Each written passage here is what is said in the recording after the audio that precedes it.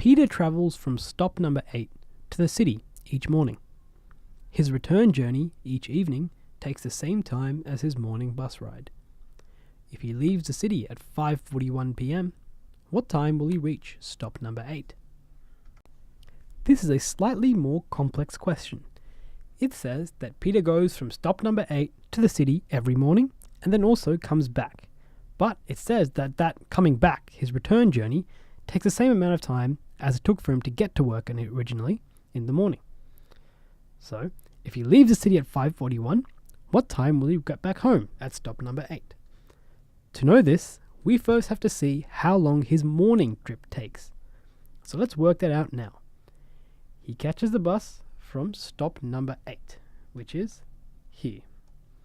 And let's use any of these times to figure out how long it actually takes for the bus to go from stop 8 to the city at stop 15. Let's use this first column, for example, the 7:19 bus. From 7:19 to 7:41 is how long that bus takes. So let's see how long that is. 7:41 and 7:19. Let's minus that there. First of all, we need to cancel the 4 and give it as a 3 to borrow a number. So we have 11. 9 minus 11 is 2. And then 1 minus 3 is 2 again. So minus 7 being 0. So what does that tell us? That means that it takes Peter 22 minutes to get from stop number 8 to the city in the morning. Now remember, it says here that his return journey each evening takes the same time as his morning bus ride.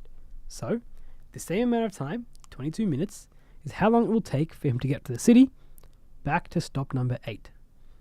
And what time is he leaving the city today? He's leaving the city at 5:41 p.m.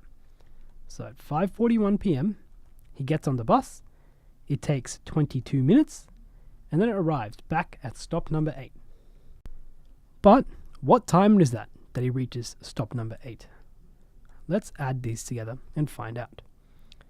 So 1 plus 2 is 3, and obviously this column adds up to 6.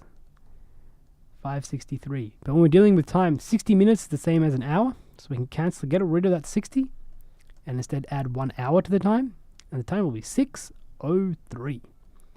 And obviously that answer is number B, and our answer here should be option B.